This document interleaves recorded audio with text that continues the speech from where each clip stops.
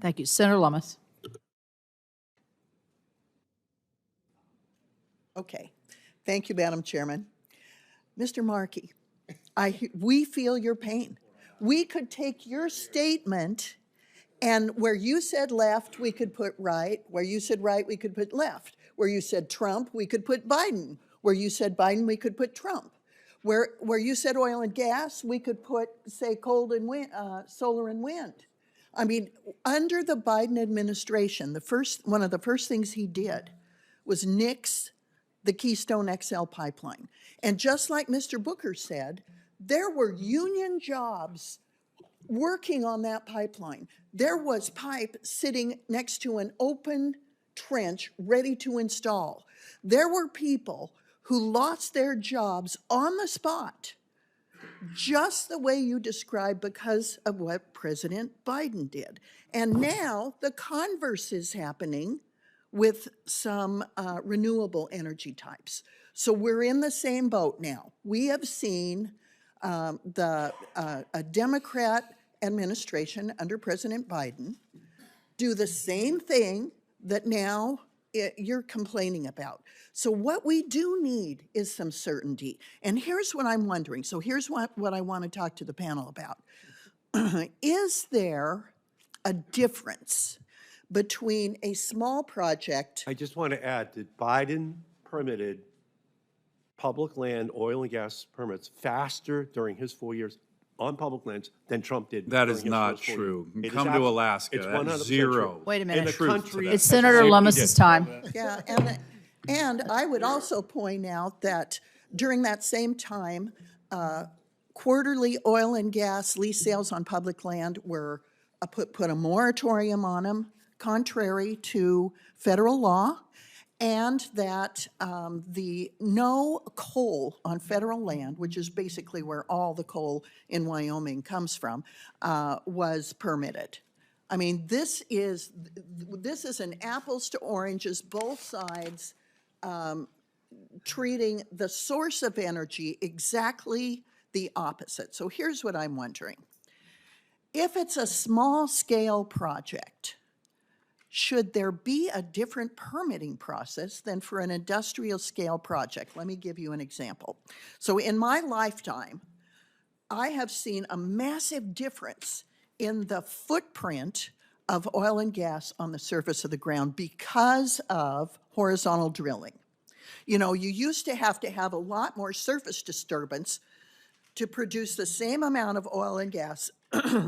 But when horizontal drilling became a thing, there's very little surface disturbance. The exact opposite has happened with wind and solar. The scale of these industrial wind projects and the industrial solar projects is massive. They are huge. And in a state like Wyoming, for example, we recently had a proposal for a wind project that covered 48,000 acres. Now, even in my big state, this is a massive scale of surface disturbance because there are all these little roads between every wind turbine, and we've had massive scale solar projects. Now, in our very thin topsoil, if you put down these blankets of solar panels where the sun can't shine through, two things happen. The soil doesn't grow anything, so the wind erosion in our tremendously windy state is blowing away what little topsoil we have under a 30-year permitted solar project.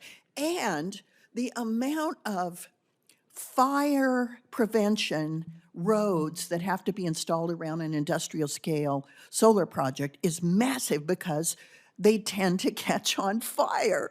So there are environmental consequences that have, I think, in a lot of ways during my lifetime, tipped the scale to where what we need to be looking at in one way is just the scale of the permit.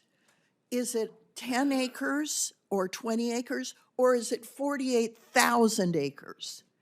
And if it is a small scale project in terms of surface disturbance, We should have an expedited permitting process that doesn't go to the level of the Secretary of the Interior. But if it is an industrial scale project of any kind, whether it's oil and gas or coal or wind or solar, maybe it should rise to the scale of the Secretary. Any comments? I got a lot of comments. If I can. I mean, when it comes to, look, we're all looking about predictability, whether it's large scale or small scale, doesn't matter. We should allow for developers to determine, does it make sense to have a solar or wind farm in your state or any other state, not people sitting around this table to say, picking winners and losers. We are all of the above. We believe in wind and solar. We believe in nuclear. We believe in pipelines. We believe in natural gas. We believe in coal. We believe that those energy sources are what we need, and we believe in a predictable permitting process that allows, not just for energy infrastructure either. Right now, gateway tunnels, in the winds, sitting down the street at Pennsylvania Avenue, whether or not that project, an infrastructure project, a tunnel project in New York City, is going to be allowed to continue being built, where I have 400, 500, 600 members right now. So we got to take politics out of all of this. We've got to let the regulators regulate. We got to let keep the politicians out of this and have predictability, get rid of this chaos, and create jobs for Americans, create jobs for our members, create jobs for your constituents. Well said, Mr. Booker. I yield back. Thank you.